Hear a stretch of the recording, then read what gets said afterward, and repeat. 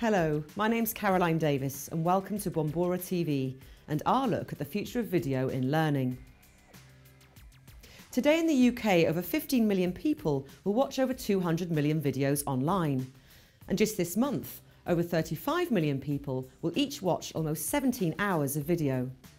Every day, more and more of us not only watch videos online, but comment on, link to, and share videos online. In the past 3 years, visits to online video sites have grown by a whopping 80%. And YouTube is now the third biggest website in the UK. Right now, video makes up 30% of internet traffic. By just 2013, it'll be 90%. Online video is already a huge part of the way that we communicate with each other, with ideas, and increasingly with brands. Video helps your website and your business get seen. Websites with video receive more clicks, increase response rates, and helps put your business on the first page of search engines. Videos have both visual and audio information, which complement each other and result in high levels of engagement, making knowledge retention much easier. After 72 hours of viewing, the average human can retain 10% of text, 65% of images, and 95% of video. With the emergence of faster broadband speeds and 4G technology, video can increasingly be used to compress time and space for companies wanting to streamline knowledge dissemination. And an event doesn't need to be limited only to those who can attend. It can be filmed and shared to everyone who wishes to benefit from its content, both nationally and internationally. An increasingly used form of online video for knowledge dissemination is the webinar. Also known as webcasting, this content delivers information efficiently whilst overcoming the hurdles presented by geography, time and costs. In this session, we'll explore the benefits of webinars and are pleased to have Sarah Platt, the co-founder and managing director of Kinura, a company long involved in live streaming of video content for a diverse client list, including Ogilvy, Tate, Haymarket Publishing, BMI, Coca-Cola and the British Film Institute. Sarah's also founded a new company, Say and Show, a live video webinar platform. Joining her is Managing Director of Bombora TV, David Hunstone. In pre-Web 2.0 days, David worked as a producer with ITV, Discovery and B-Sky-B. In recent years, his companies have specialised in delivering moving image content for both traditional and digital media spaces across the e-learning and e-commerce sectors for the likes of Jaguar Land Rover, RBS and Thomson Reuters. Sarah and David will present their perspectives on the benefits of webinars and then we'll discuss their views. So Sarah, what do you see as the benefits of webinars? Thanks, Caroline. I think webinars have been around for quite a while now. There's a big explosion happening at the moment with people really looking at ways of using webinar type platforms, lots of exciting possibilities and new ways for people to connect. There's obviously a lot of people who are already using webinars to support their business objectives as part of a marketing campaign. A really obvious benefit at the top level is saving time and money on travelling, and if you experience train delays and pay extortionate train fees like I do, that might be enough to convince you on its own. But I think it's a really important point that you'd be amazed how much time you can actually save, and obviously money as well. Reducing your carbon footprint is something that a lot of big organisations will be interested in and perhaps have to report on legislatively.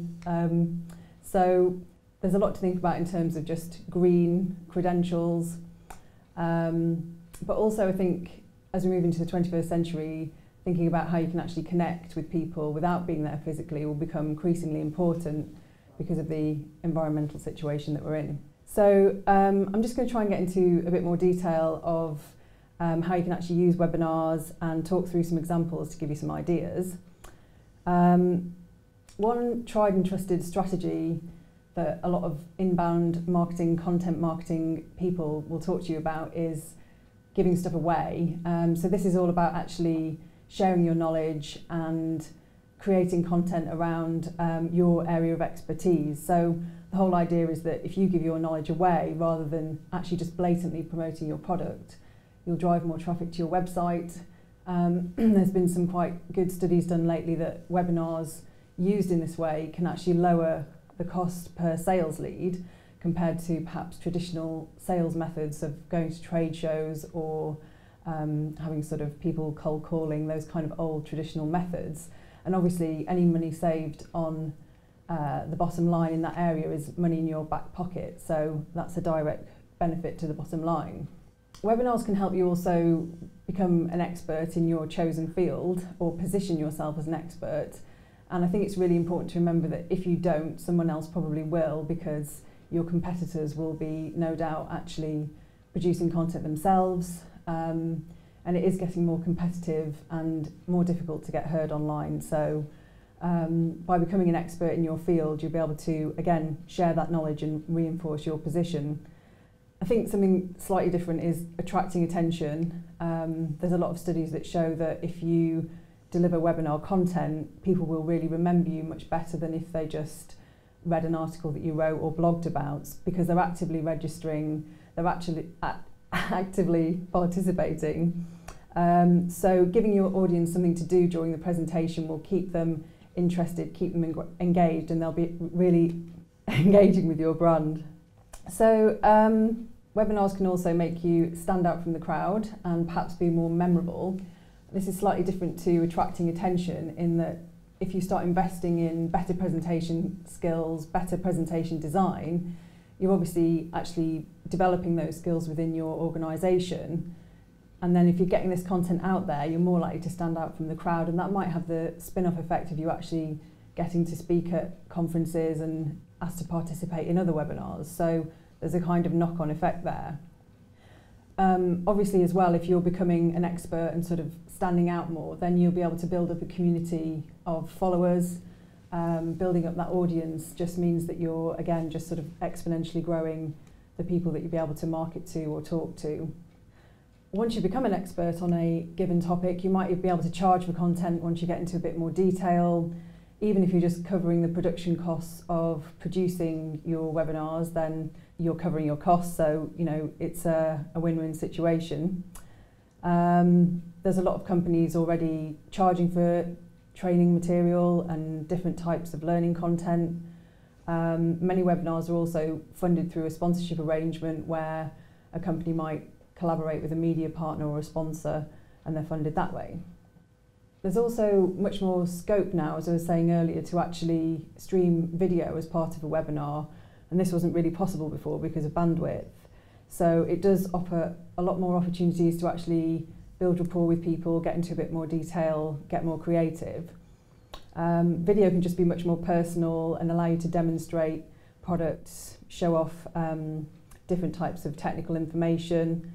Obviously you can come into a studio, you can have something filmed in your office, and it's much more affordable to do this these days. And you know, there's many tools you can just use even over a wireless network within your own organisation using a webcam. So it's not expensive, it's not complicated, and potentially gives you an option to build that rapport, get some virtual eye contact with people, and be more than just a kind of audio call with slides, which potentially can get a bit dull. And it's worth thinking in terms of if you are using video about, you know, being more personal, being more entertaining, because at the end of the day we are all human, and people like to see people and interact with them. Because webinars are interactive, you can learn more about your audience, find out what they really want to know. It might be much more productive to do your market research using webinars, getting feedback from your audience rather than potentially sending somebody with a clipboard out into the street, or those kind of, again, old traditional methods of doing this kind of stuff. And obviously if you're actually talking to people live and asking for live feedback, you can perhaps better understand their needs and then channel that into your content strategy to make more content that might get into more detail, answering a business issue that they have. And that could potentially even reduce support calls coming into you if you can create more content around specific business problems your audience are facing.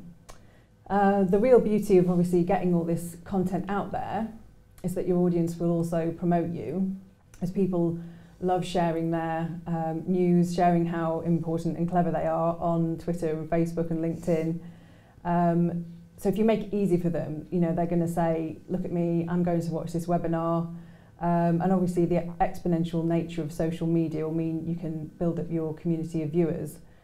Something else I wanted to mention was that if you record all your webinars and videos, you can obviously not just stream them through your site, but you can upload them to different video channels, platforms like YouTube, Vimeo, put them on Facebook. And obviously if you optimise those with keywords, that's going to drive more traffic back to your website. So there's a lot of stuff to think about. I think it is exciting when you do think about the possibilities. And I hope I've shared some good thoughts to get you thinking about a webinar strategy if you haven't already got one. I just thought I'd quickly whiz through the key points just in case they got lost in the conversation. And if you want to find out any more about my webinar research, get in touch, or you can just find lots of information on Google. So the key benefits were saving money on travelling, obviously environmental issues, potentially lowering your cost per sales lead, positioning yourself as an expert, getting attention, higher levels of engagement, helping people to understand your product better, standing out from a crowd.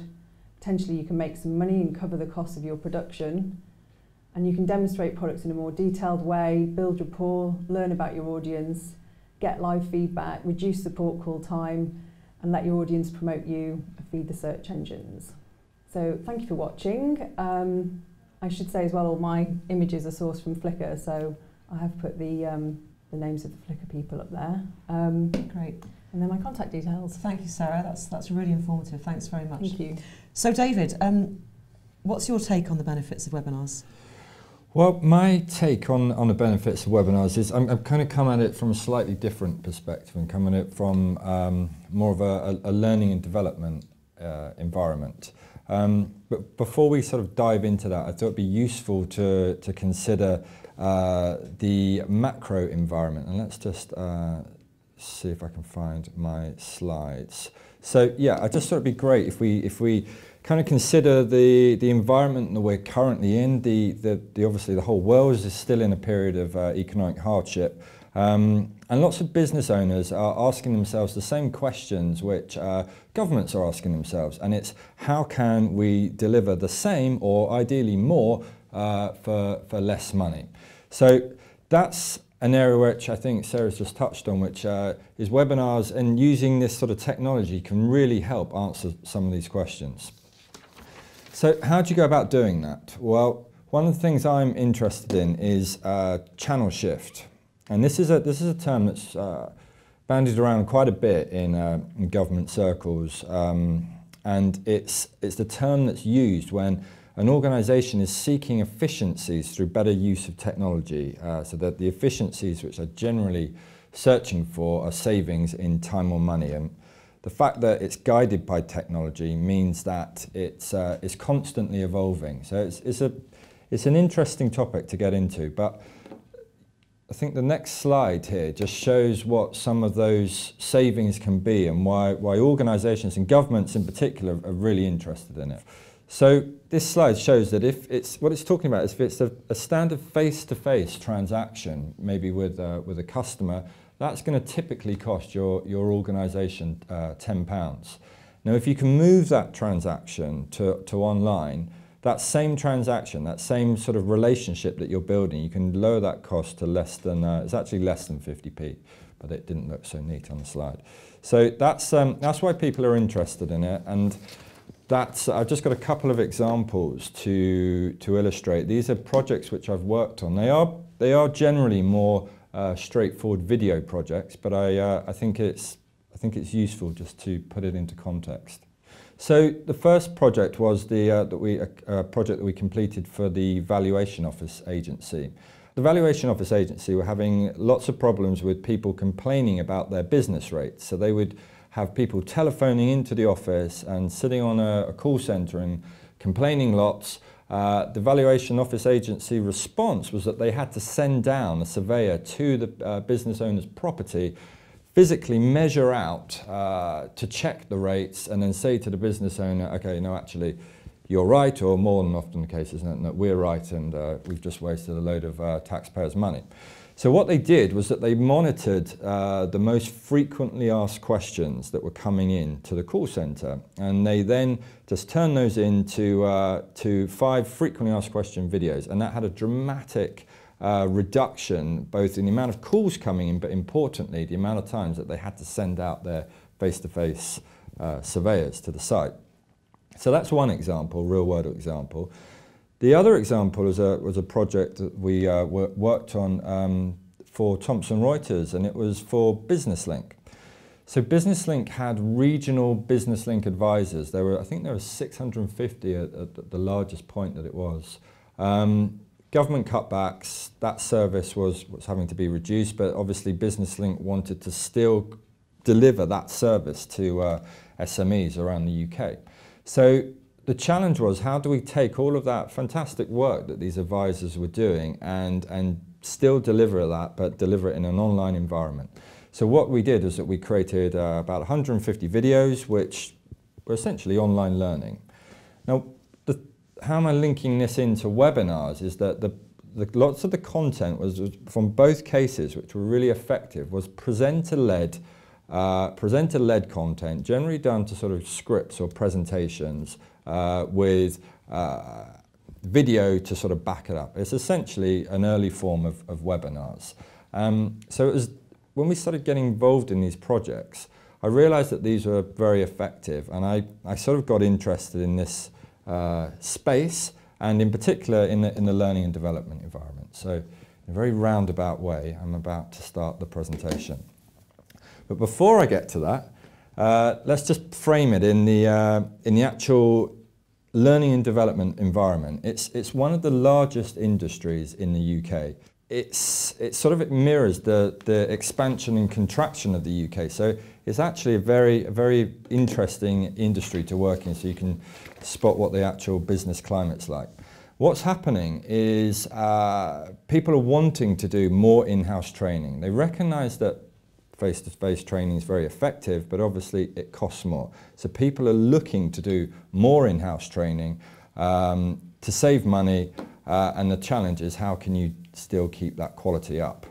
So there's been a big increase in e-learning content. It's the right time. People are much more technical savvy. You know, every house has generally got access now to broadband. Everyone's got access on the mobile phone usage. The broadband's going through the roof. So it's absolutely the right time for e-learning. And webinars are one of the key tools within the e-learning environment. So I know we've covered this already, but just for clarification, when I talk about a webinar, what I'm talking about is an online seminar where someone is presenting and the audience is attending from their local device. So what are the benefits of a webinar within this environment? The key thing is the effectiveness of it as a learning tool. Why is it so effective? Well, if we look at traditional text-based reading learning, the written word, recent studies saying that actually communicates 7% of what the person delivering the content is actually trying to convey. Now, if you add in the voice tones, this can actually rise up to nearly 40%. If you then add in body language and expressions combined in that, all of the non-verbal body language that goes into it, you're increasing that up to 55%. So it's made a dramatic increase anyway. But how does this translate to the I guess the challenge of online content versus face-to-face, which is often what the main argument is for organisations? Well, it's actually being seen to be more effective than face-to-face delivery, because people can study at their own pace in the comfort of their own homes, or in their offices, or on the train on the way home. They said that because they actually choose when they are going to consume that content, it actually makes for a much better environment for retention of information. They're self-paced. They can, if they're not sure on a subject, they can easily scroll back in the webinar. it's all of these things which add up to make the information transfer much easier, whereas the traditional classroom environment is a much more passive learning environment. So there are other benefits, obviously, which there's a lot of similarities between what Sarah's touched on, but I think to sort of summarise the key benefits, it's to sort of consider from where you're coming from. There's obviously different benefits to the organisation compared to the benefits from the user. So I just got a few benefits which are very similar to Sarah's from the organisation. It's obviously cost effective. Putting on workshops or seminars, it's, you know, there's a lot of work that's involved in there. There's, you know, you've got to book up rooms, you've got to cover catering, you've got to cover the staff to manage the inflow and the outflow of all of the traffic. You don't know how many people are going to attend an event. That creates problems in itself. You know, you may have a couple of speakers and you've got people chomping at the bit to try and get in. You know, you may get disrupted by the weather. All of these things can help you better plan, better use of resources. You can, and this is a key one, I think. When we've talked to clients, it's a key thing about having that consistency within the training. You know, you can make sure that same piece of content is delivered time and time again to multiple people within the organisation. You know, crossing country borders, it's very easy to, if you want, you can reversion that content into multiple languages. All these things are much more cost effective than if you had to do that with a traditional face-to-face environment. So that's it from the organisation's perspective. But I think something that's often overlooked is considering it the benefits from a trainer's perspective. We've been working recently with people that deliver training content, and they often, if a subject comes up, we do a lot of work with Thomson Reuters in the legal space, and their trainers will have to create content where, you know, a change in legislation may happen, and then they have to go out and deliver a workshop. And because so many people want to attend that, they may find that they're delivering that workshop sort of 3-4 times over a 2-day period. And with the best will in the world, there is going to be quality issues there. No offence to these trainers who are very good, but you know, delivering that same thing, repeating that same thing time after time, is, you know, there's going to be people receiving it are going to be having different levels of quality. So if they actually can work on a single webinar, which is going to go out time and time again, they can really drill down to make sure that the content which they want to share is highly prepared. They can obviously make it interactive. They can link to anything, pretty much, video, web pages, anything they want. If you can link to it on the net, you can put it in a webinar. So it makes it a much more interactive experience. You can also gain live feedback. If you're doing live webinars, you know, you can bring an audience into it. If with on-demand content, you can still take questions. They can obviously be emailed, and people can get back to them within a given period, which you arrange previously. But importantly, with the trainers as well, it means that they don't have to travel up and down the country, different countries delivering it. They're gaining those time and cost savings, which are, you know, come into all of it with webinars. So just finally, just the last benefits is from the user's perspective. And again, we're going to see lots of similarities. It's the time that's going to take you traveling to different destinations. You can do it in the comfort of your own home or wherever you choose. You know, you can do it in your PJs if you want to. It's absolutely fine. No one's going to see you, and you can learn at your leisure. But I think the key thing is it takes away the sort of pain of learning. There's no intimidation there. If you're sitting in a classroom, you may feel a bit, shy about asking certain types of question or something like that, or you don't understand something, and it just, because it's a linear kind of delivery, it just goes on and you missed it. With a webinar, you can scroll back and go over it 5, 6, 7 times if you want, just to make sure that the content drills in. So I feel I've rattled through that slightly, but those, for me, are what the key benefits are from a learning development environment, and that's it from me. So thanks, David, for that. There's a lot to think about. I suppose it depends. I mean, a company has to be very specific about what it wants out of its webinar in order to sort of gauge how effective it's been. I mean, you mentioned the valuation agency. That seemed to be very much about time and cost. Whereas if you look at some of the e-learning webinars that you do, that's a lot more about the learning effectiveness and how you actually demonstrate the success of an e-learning experience. Yes, I think with any part of a webinar strategy, the strategy should always come first. You should decide what are the core business objectives or personal objectives, whatever it is. What are the core objectives that you want out of the webinar, and then work backwards from that, or rather forwards from that. But the strategy should come first, and that will define what the correct type of content is for your webinar. Great. And Sarah, I suppose looking at it from the outside, anyone sort of thinking about doing this would think camera, studio, lights. I mean, how would you persuade someone that actually the cost isn't that significant?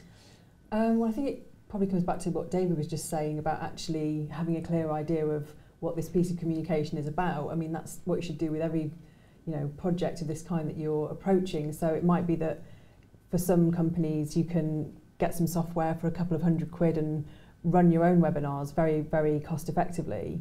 But obviously, if you're doing something that's much more high profile, you might want to make sure you've got an agency partner, you're going into a studio, you're preparing the content. I mean, it's production values, and it's really down to an individual case as to what you actually want to do. How important are production values? I think they're key. I mean, I'm often saying that you put out low quality content and it's directly reflective of your brand values. So and often brand is one of the most expensive things for organisations. They build them up over years, and is it worth sacrificing that for a bit of low quality video content? It's spend the money.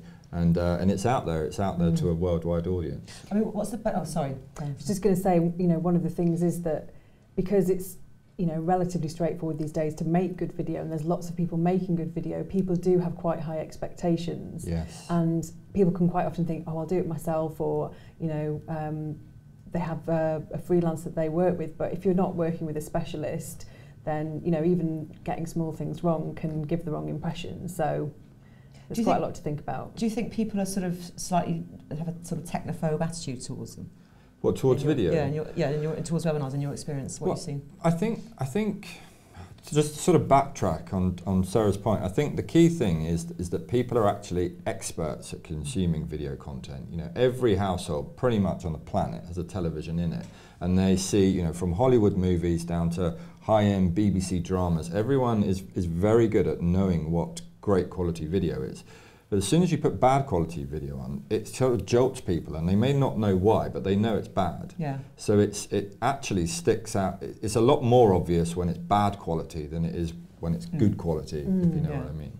But I mean, I suppose the thing is, it's with webinars, you have that sort of you have that interaction with the audience, with the listeners. I mean, how important is it to give people a sort of stake in what they're watching?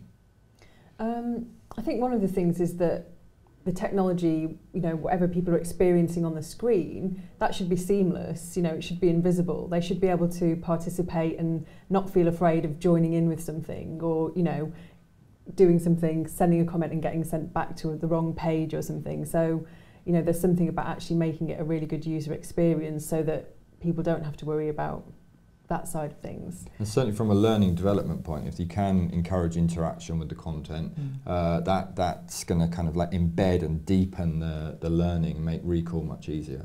How do you promote it? I mean, how do you sort of get the message out that this is an event and create a buzz around it? There's quite a lot of really good sort of how-to case studies floating around the internet of a kind of timeline for promoting a webinar, which is usually like 30 days before, email reminders in the run-up. So it's worth kind of planning all that out. And I think, a lot of webinar marketing is based around email marketing. And obviously everybody's busy. A lot of the time people sign up for something live, but as it gets nearer the time, their diary fills up. So, you know, you don't want to be spamming people, but you do want to be thinking about reminding them at a good time when they can actually go, oh yeah, I forgot I was actually going to watch that. You know, I think again it's down to you to get as creative as you'd like with your marketing and think of it as an event. How would you promote an event? You might be using social media, you might be even using print advertising. It does still exist. You know, you can go as far as you want, really. So how do you know, how do you measure the success of a webinar? Well, I think it depends on what your objectives are. If your objectives was lead generation, then it's obviously you measure the amount of leads that come in, and you probably want to be tracking everything from the amount of leads that come in, for how many meetings that you get out of it, for how many actual sales conversions come down on the back end. If it's learning content, you can track kind of like awareness of the content, viewer engagement whilst they're going through it. You can, you know, lots of people are turning webinars into CPD content and putting quizzes on the back, so you can actually measure there to see how much content's actually being drilled down. And I guess the other thing is, does the audience come back? You know, you're doing something right if your numbers are going northwards. But again, it comes back to actually having a clear idea before you start of what you do want to measure, because if you haven't already put some kind of reporting and analytics in place or worked out what data you want to gather, then it might be too late. So you need to think about that before you even start. And I suppose looking at it, webinars should be the start of the process and not a sort of end. It's not the end result. No, I think it's an ongoing dialogue with your stakeholders, be they your customers, suppliers, you know, employees that you're training. I think it's an ongoing part of communication, which and again, you know, in that vein, if you're, you know, you might do a webinar as a kind of lead generation, then you're qualifying, then you're kind of getting into more detailed product demonstrations. So it's sort of thinking that process through. So I mean, how, just looking at sort of the information that you're giving out in webinars, how much information, you mentioned earlier about giving free stuff away, it's the new black. how much information should you be giving out?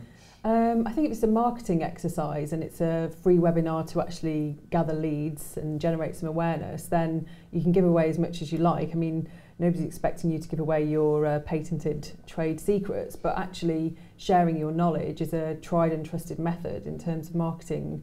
Inbound marketing is all about sharing your knowledge so that people actually see you in the places where they hang out, and then when they have a requirement for a product or service you're selling, they think, aha, and they connect with your company and they come back to you. I mean, that's the way things are going much more. It's, you know, we're all much more savvy to being sold to these days, so it's all about inbound marketing. Yeah, do you agree with that, Dave? Yes, yeah, I do, absolutely. I just think from a sort of learning and development point of view, obviously there's people are we're talking to people at the moment that sort of create software, and for them it's reducing the cost so that they don't have to go onto people's sites and do the training there. So for them, that's where their revenues can be kind of like earned, is in the cost savings. Other clients are actually putting the content behind a paywall and monetizing that way. So again, it depends on the overall strategy and objectives. Looking at the companies themselves, I mean, obviously one of the kind of benefits is you're able to reach out to a more global audience. But are they really sort of the confines of the large global company? I mean, how do small companies utilise webinars effectively? Well, I think it goes across the whole scale is the answer really, and it kind of comes back again to your strategy. I mean, yes, it comes down to budgets, because obviously there's a cost involved in booking out a studio or stuff, but it comes down to budgets, and it really does go across the whole spectrum. We work with Thomson Reuters, who are global company right at one end, but then Bombora is a startup company. It's and we're doing webinars as part of our there's exactly one, and it's part of our strategy, and it is affordable.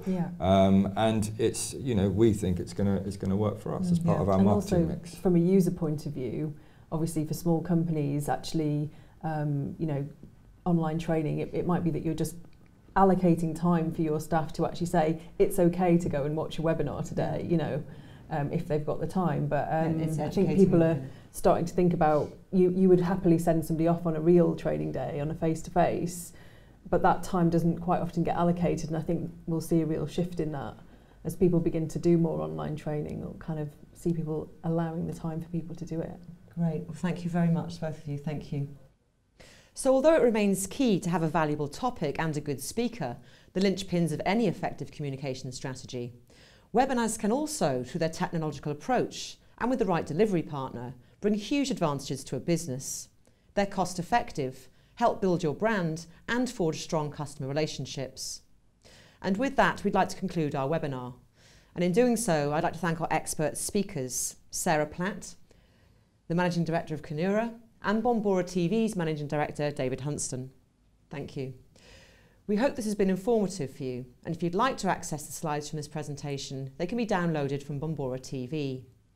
Please send any further feedback or requests for information to Stefan at Bombora TV. We thank you for your viewing.